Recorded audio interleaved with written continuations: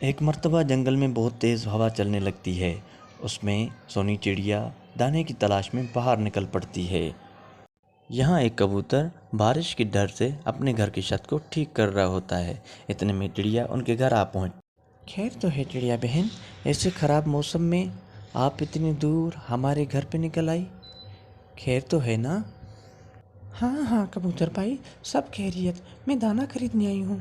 ہاں ہاں کیوں نہیں چڑیا بہن، ہمارے پاس بہت سارے قسم کے دانے پڑے ہوئے ہیں۔ ویسے آپ کو کون سا چاہیے دانا؟ جی چڑیا بہن، ہمارے پاس دانا تو بہت ہے مگر مہنگا بھی بہت ہے، کیونکہ آپ کو پتہ ہے اس خراب موسم میں دانے کا ملنا بہت ہی مشکل ہے۔ ہاں بہن مجھے پتہ ہے، اس لیے میں آپ کو یہ ایڈوانس میں دینے آئی ہوں، جب بھی دانا ہو جائے مجھے بتا دینا۔ اور اس کے بعد چڑیا اپنے گھر کی طرف لوٹ جاتی ہے۔ جیسے کہ جنگل میں دانے کی بہت کمی ہو گئی تھی، تو چڑیا دوسرے دن اپنے دونوں بچوں کو ساتھ لے کے دانے کی تلاش میں نکل پڑتی ہے۔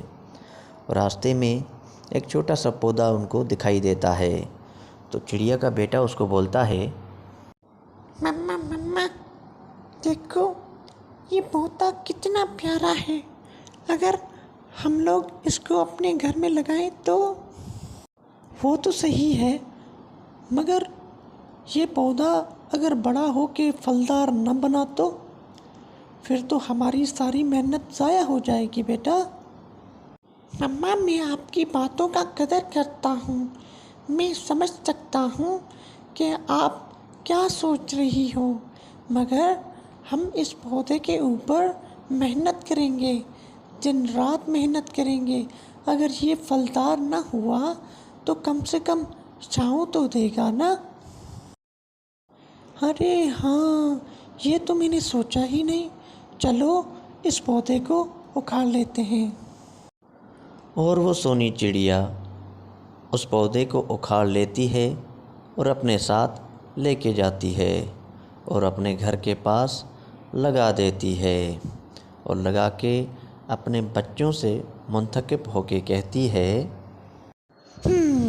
چلو بچوں، پودا تو لگ گیا، ابھی گھر چلتے ہیں اور کل آ کے دیکھتے ہیں، صحیح ہے؟ اور دونوں بچوں کے ساتھ چڑیا اپنے گھر کو لوٹ آ جاتی ہے، اور رات کو وہ سب لوگ سو جاتے ہیں۔ اور رات ہی رات میں اچانک سے یہ پودا اپنے آپ پیڑ کی صورت اختیار کر لیتا ہے۔ دوسرے دن جیسے ہی چڑیا اپنے بچوں کے ساتھ وہاں پہنچتی ہے، تو اتنا بڑا پیڑ دیکھ کر سب کے سب حیران رہ جاتے ہیں۔ ارے باپ رے باپ، ایک رات میں اتنا بڑا پیڑ کیسے ہو گیا؟ مما جب ہم پودا لگا رہے تھے تب میں نے دعا مانگی تھی۔ نہیں بیٹے، مجھے نہیں لگتا کہ یہ تمہاری دعا کا اثر ہے، یہ میری دعاؤں کا ہی اثر ہے مما۔ میں نے دعا مانگی تھی کہ جلدی یہ پیڑ بڑا ہو کے پھلدار بن جائے۔ اگر تمہاری دعاؤں کی وجہ سے ایسا ہوا ہے تو اس میں پھل کیوں نہیں ہے؟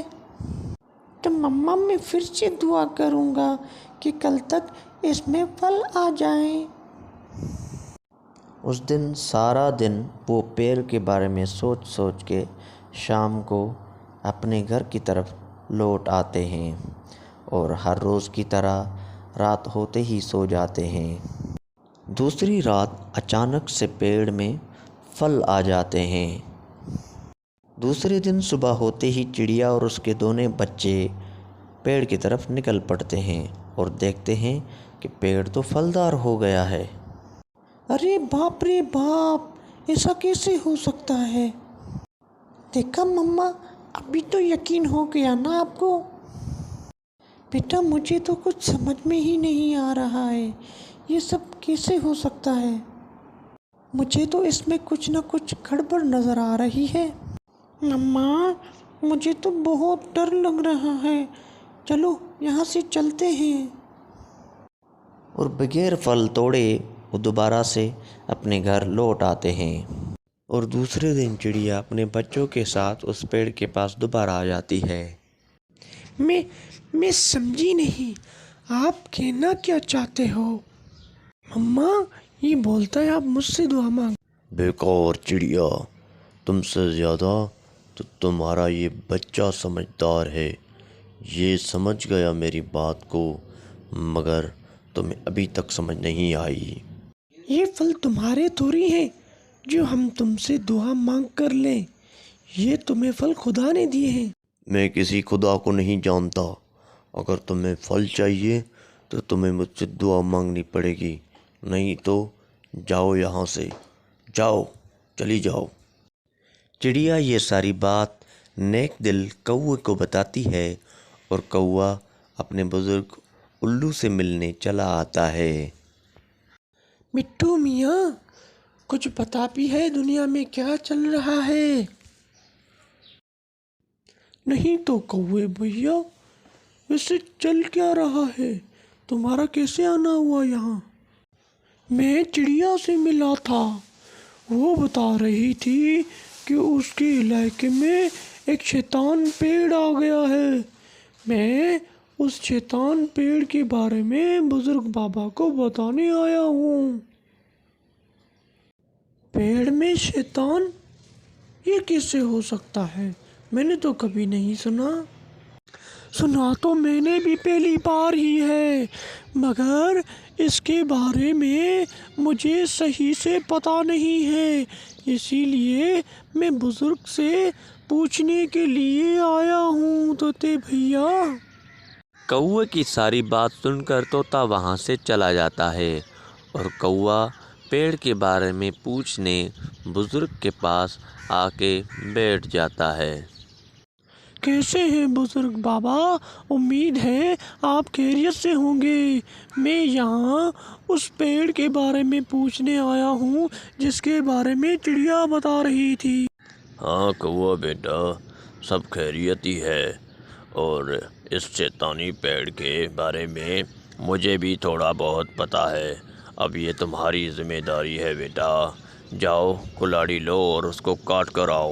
کوا الو بزرگ سے صلاح مشورت کر کے وہاں سے چلا جاتا ہے اور دوسرے دن پیڑ کو دیکھنے چلا آتا ہے۔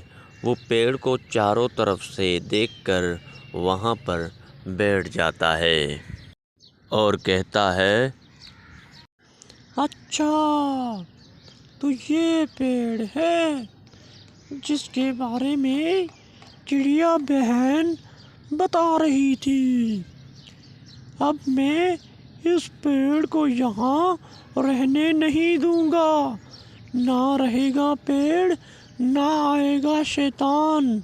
میں ابھی جاتا ہوں اور کلاڑی لے کر اس کو کاٹنا شروع کر دیتا ہوں۔ یہ سب بول کر کوا وہاں سے اڑ جاتا ہے اور کلاڑی لے کر دوبارہ وہاں واپس آ جاتا ہے۔ میں بھی دیکھوں شیطان، اب تم لوگوں کو کیسے گمراہ کرو گے؟ میں تمہیں جڑ سے کاٹ ڈالوں گا۔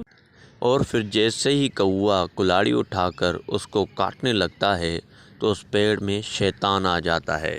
سنو اے بیکار کوے، تمہیں مجھے کاٹنے میں کیا ملے گا؟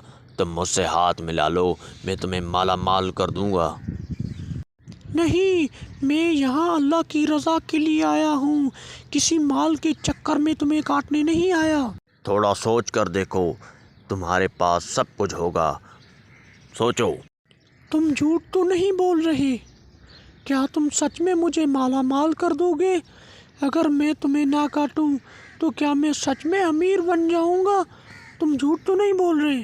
نہیں کوے، نہیں۔ کوا شیطانی پیڑ کی باتوں میں آ کر اس کو نہیں کاٹتا اور وہاں سے چلا جاتا ہے۔ کچھ دنوں بعد کوے کا مال ختم ہو جاتا ہے اور وہ دوبارہ پیڑ کو کاٹنے آ جاتا ہے۔ کیا ہے لالچی کوے، تم دوبارہ میرے پاس کیوں آیا ہے؟ چلا جا یہاں سے، ورنہ میں تمہیں قید کر دوں گا۔ میرا مال ختم ہو گیا ہے، مجھے دوبارہ سے مال دو ورنہ میں تمہیں کاٹ دوں گا۔ اب تم مجھے نہیں کاٹ سکتے لالچی کوے، پہلے تو کاٹ سکتا تھا، اب نہیں۔ میں تمہیں پہلے بھی کاٹ سکتا تھا، میں تمہیں ابھی بھی کاٹ سکتا ہوں، یہ تمہاری بھول ہے کہ میں تمہیں نہیں کاٹ سکتا۔ پہلے تم مجھے اللہ کی رضا کے لیے کاٹنے آئے تھے، اب تم اپنی لالچ کی وجہ سے یہاں آئے ہو، تمہارے اندر وہ طاقت نہیں ہے۔ اچھا یہ بات ہے، تو یہ دیکھو۔ کوا جیسے ہی پیڑ کو کاٹنے لگتا ہے تو اس کے ہاتھ سے کلاڑی گر جاتی ہے اور شیطان پیڑ اس کو قید کر لیتا ہے۔